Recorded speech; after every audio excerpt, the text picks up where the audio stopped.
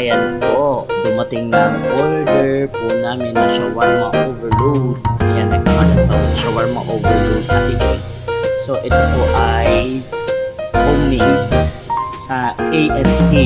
So, kung tatanungin niyo po yung A&A, nakapost po yan sa ating Facebook page. Ngayon, titikman po namin ito. So, magkano ang shawarma overload? 79. Tingnan natin. Siyempre, titingnan natin para ma-endorse natin na mabuti. Wow! Okay, open natin to. Titingnan natin to. Tingnan natin. Wow, shawarma overload. Grabe naman. Okay. And then, ito naman, nachos overload. Shawarma overload, 79. 79. Ang nachos overload. 60 lang, mas mura. 69 pesos. Uy. Alright. Sarap.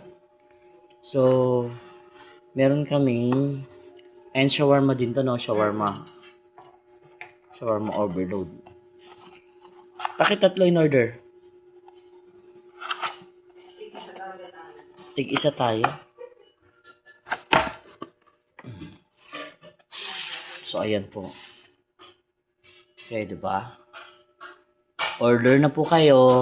Nakalagay po sa Facebook page ko, A&A. Sila po ang gumagawa niyan.